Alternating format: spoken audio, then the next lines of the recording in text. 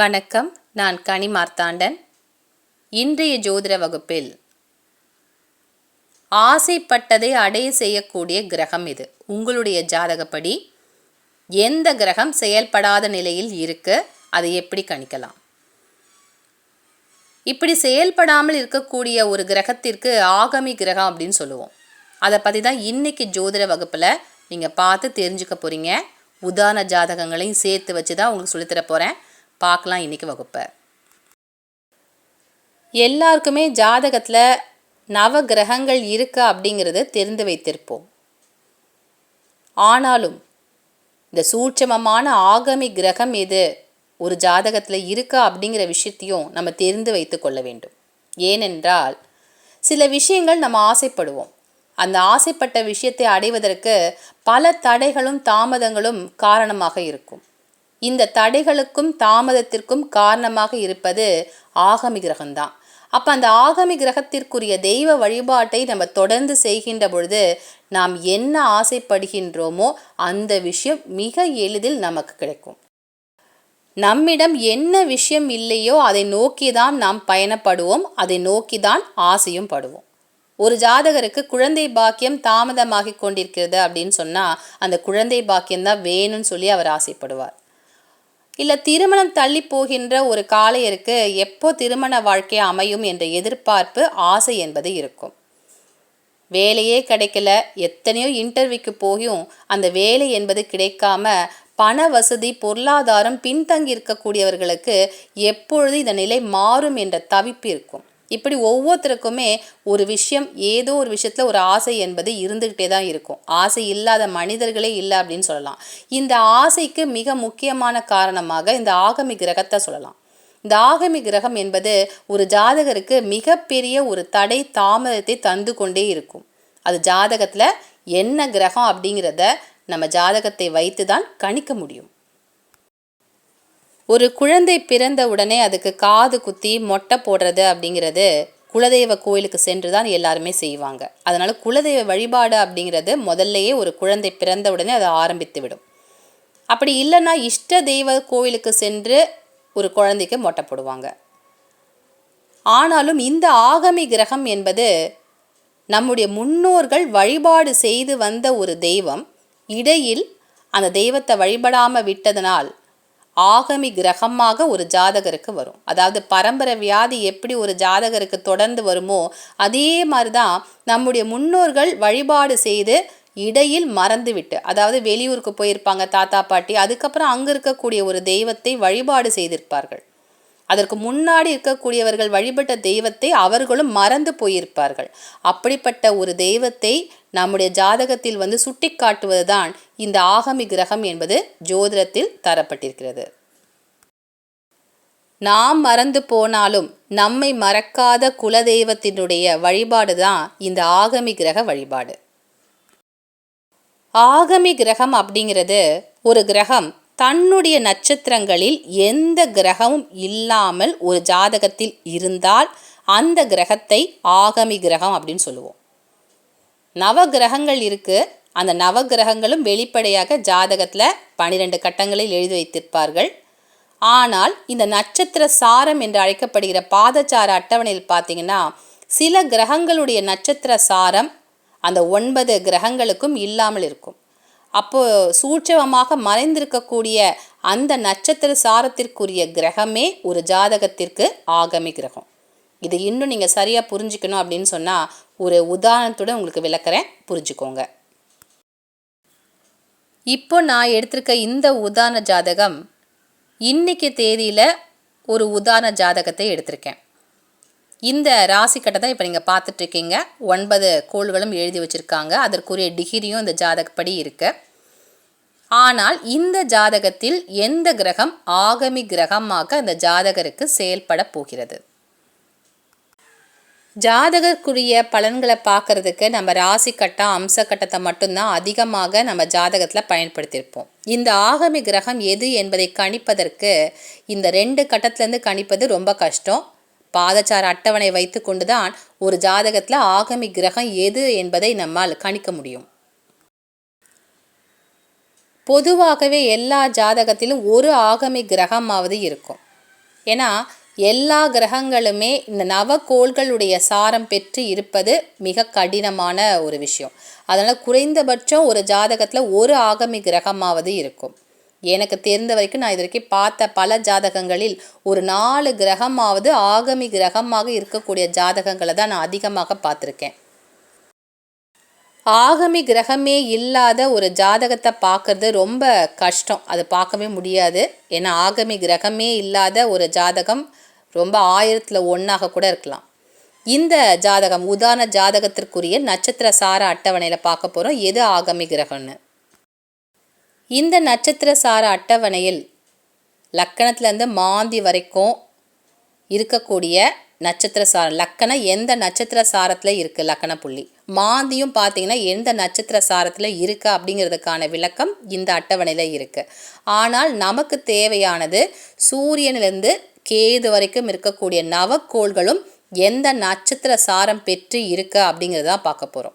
அப்போ லக்கண புள்ளியோ மாந்தியோ இந்த கணக்கில் நீங்கள் எடுத்துக்காதீங்க. ஆகமி கிரகத்திற்கு நம்ம பார்க்க வேண்டியது சூரியனிலிருந்து கேது வரைக்கும் இருக்கக்கூடிய 9 கோள்களும் எந்த நட்சத்திர சாரம் பெற்றிருக்கு அப்படிங்கிறதான் பார்க்கணும். முதல்ல பார்க்க போகிறது சூரியனுடைய கால் வாங்கி நிற்கக்கூடிய கிரகம் இது. கேது இந்த ஜாதகத்தில் உத்திர நட்சத்திர காலில் இருக்கார். உத்திரம் என்பது சூரியனுடைய நட்சத்திரம் அப்படிங்கிறதுனால சூரியனுடைய சாரம் பெற்ற கிரகம் ஜாதகத்தில் இருக்குது. அடுத்தபடியாக சந்திரனுக்குரிய நட்சத்திர சாரம் பெற்ற கிரகம் என்னன்னு பார்க்கணும். சூரியனே ரோஹிணி நட்சத்திர காலில் தான் இருக்கார். ரோஹிணி அப்படிங்கிறது சந்திரனுடைய நட்சத்திர சாரம். சந்திரனுக்கு இங்கே 2 கிரகங்கள் நட்சத்திர சாரம் பெற்றிருக்கு. ஒன்று சூரியன், அடுத்தபடியாக புதனும் பார்த்தீங்கன்னா ரோஹிணி நட்சத்திர காலில் இருக்குது. அதனால் 2 கிரகங்கள் சந்திரனுடைய சாரம் பெற்று ஜாதகத்தில் இருக்குது. குரு நிற்கக்கூடிய நட்சத்திரம் மிருகசீஷம், அதாவது செவ்வாயுடைய சாரம் பெற்று இருக்கின்றார். அதனால் செவ்வாய் கிரகமும் ஜாதகத்தில் இருக்குது. அடுத்தபடியாக புதனுடைய நட்சத்திர சாரம் பெற்று இருக்கக்கூடிய கிரகம் என்னன்னு பார்த்தீங்கன்னா 2 கிரகங்கள் புதனுடைய நட்சத்திர சாரம் பெற்றிருக்கு. ஒன்று செவ்வாய் ஆயில் நட்சத்திர காலில் இருக்குது. அதனால் புதனுடைய சாரம் பெற்றிருக்கு. அடுத்தபடியாக சுக்கிரனும் ரேவதி நட்சத்திரம் புதனுடைய சாரம் பெற்ற கிரகமாக இருக்குது. 2 கிரகங்கள் புதனுடைய சாரம் பெற்று இருக்குது. அதற்கு அடுத்தபடியாக குருவினுடைய நட்சத்திர சாரம் பெற்ற கிரகங்கள் 2 இருக்குது இந்த ஜாதகத்தில். ஒன்று சந்திரன் புனர்பூச நட்சத்திரம் குருவினுடைய சாரம் பெற்றிருக்கு. அடுத்தபடியாக ராகுவும் பூரட்டாதி நட்சத்திர காலம் இருக்கிறதுனால 2 கிரகங்கள் குருவினுடைய சாரம் பெற்ற கிரகங்களாக இருக்கு. அடுத்தபடியாக சனியினுடைய சாரம் பெற்ற கிரகம் எதுன்னு பார்த்தீங்கன்னா இந்த ஜாதகத்தில் சனி உத்திரட்டாதி நட்சத்திர காலில் இருக்காரு. அதாவது சனி கிரகம் தன்னுடைய சுயசாரம் பெற்ற கிரகமாக இந்த ஜாதகத்தில் செயல்படுகிறது. அதனால சனியினுடைய சாரம் இந்த ஜாதகத்தில் இருக்கு. இந்த 9 கோள்களில் இல்லாத நட்சத்திர சாரம் எதுன்னு பார்த்தீங்கன்னா சுக்கிரனுடைய சாரம் பெற்று எந்த கிரகங்களுமே இல்லை. அடுத்தபடியாக ராகுவினுடைய நட்சத்திர சாரமும் இல்லை. கேதுவினுடைய நட்சத்திர சாரம் இந்த ஜாதகத்தில் செயல்படவில்லை. இந்த 3 கிரகங்களுடைய நட்சத்திர சாரம் ஜாதகத்தில் இல்லை. அப்போ மாந்தி லக்கணம் இதை வைத்து கூட நம்ம அதை எடுத்துக்கலாமான்னு பார்த்தீங்கன்னா கிடையாது. இந்த 9 கோள்களும் நட்சத்திர சாரங்கள் எந்த நட்சத்திர காலில் இருக்குன்றதை மட்டும்தான் பார்க்கணுமே தவிர லக்கணத்தையோ மாந்தியோ நீங்கள் இந்த கணக்கிலே எடுத்துக்கக்கூடாது. அப்போ இந்த ஜாதகத்தில் ஆகமி கிரகமாக செயல்படக்கூடியவை 3 கிரகங்கள். ஒன்று சுக்கிரன், அடுத்தபடியாக ராகு, அடுத்தபடியாக கேது. ஆக மொத்தம் இந்த 3 கிரகங்களுமே இந்த ஜாதகத்தில் ஆகமி கிரகமாக செயல்படுகிறது. இப்போ உங்களுக்கு ஒரு ஜாதகத்தில் எது ஆகமி கிரகம் அப்படிங்கிறது புரிஞ்சிருக்கும். அப்போ 3 கிரகத்திற்குரிய தெய்வ வழிபாட்டையும் அவங்க மேற்கொள்ள வேண்டுமா அப்படின்னு கேட்டிங்கன்னா கண்டிப்பாக மேற்கொள்ள வேண்டும். அதிலும் ஒரு சூட்சம் இருக்குது. எது அதிகப்படியான ஒரு பாகை வாங்கியிருக்கக்கூடிய கிரகம் ஆகமி கிரகமோ அதற்குரிய வழிபாட்டையும், அடுத்தபடியாக அதாவது கடைசியில் இருக்கக்கூடிய குறைந்தபட்ச பாகை வாங்கிய கிரகத்தையும் நம்ம சேர்த்து ஒரு தெய்வத்தை வழிபாடு செய்கிறது மிக சிறந்த பலனை ஒரு ஜாதகருக்கு தரும். இப்போ நீங்கள் பார்த்த இந்த உதாரண ஜாதகத்தில் 3 கிரகங்கள் ஆகமி கிரகமாக இருக்கு. ஒன்று சுக்கிரன், ராகு, கேது, 3 கிரகங்கள் இருக்கு. இந்த 3 கிரகங்களையும் இணைத்து ஒரு தெய்வ வழிபாட்டை மேற்கொண்டால் இந்த ஜாதகருக்கு எண்ணிய காரியங்கள், ஆசைப்பட்ட காரியங்கள் நடக்கும். அதற்கு நம்ம மீண்டும் ராசி கட்டத்தில் இருக்கக்கூடிய கிரகங்கள் என்ன டிகிரி வாங்கியிருக்குன்னு பார்க்கணும். அப்போ டிகிரியை அடிப்படையாக வைத்து தான் இந்த ஆகமி கிரகத்தினுடைய தெய்வத்தை நம்ம சரியாக கணக்கிட முடியும். இந்த ஜாதகத்தில் சுக்கிரன் இருக்கக்கூடியது 28 டிகிரி 55 விகலை. ராகு கேதுவும் பார்த்தீங்கன்னா ஒரே டிகிரியில் தான் இருக்கும். 29 டிகிரி 33 விகலையில் இருக்கக்கூடிய கிரகங்கள். அப்போது அதிகபட்ச பாகை வாங்கிய கிரகம் எதுன்னு பார்த்தீங்கன்னா ராகு கேதுக்கள் தான். இந்த 2 கிரகமுமே 29.33 அப்படிங்கிற டிகிரியில் வாங்கியிருக்கு. குறைந்தபட்ச பாகை வாங்கியிருக்கக்கூடிய கிரகம் சுக்கிரன் 28 டிகிரி. அப்போது சுக்கிரனுடன் ராகு இணைந்திருக்கக்கூடிய தெய்வ வழிபாட்டை மேற்கொண்டால் இந்த ஜாதகருக்கு தடைப்பட்டு நிற்கக்கூடிய பல விஷயங்கள் எளிதாக கிடைக்கும். சுக்கிரன் என்பது ஒரு பெண் கிரகம்.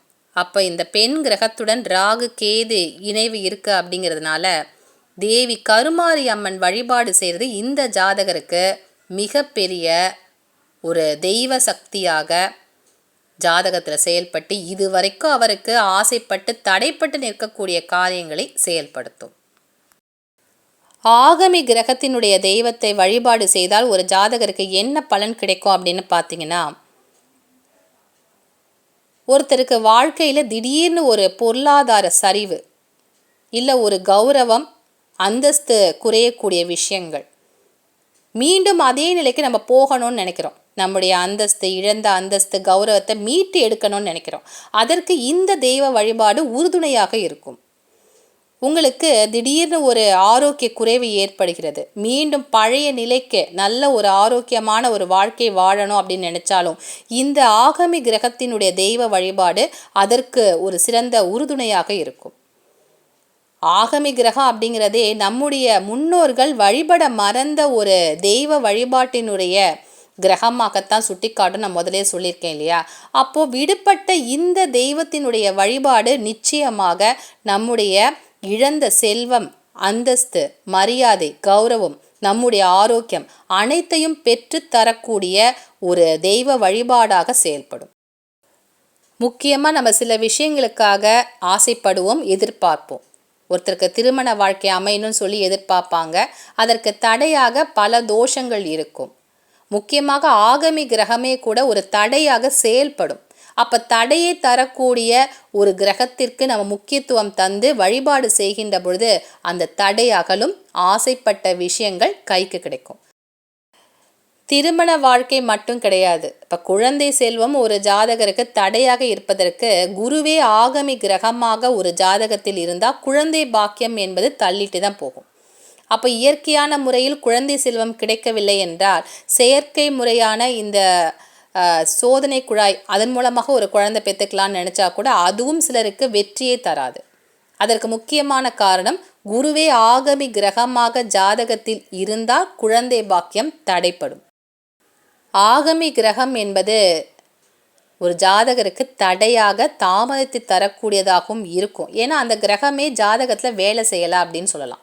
ஏன்னா அதனுடைய நட்சத்திரம் சாரம் பெற்ற கிரகங்கள் எதுவுமே இல்லை என்றால் அதனுடைய ஸ்தானம், ஆதிபத்தியம் எல்லாமே பாதிப்படையும்.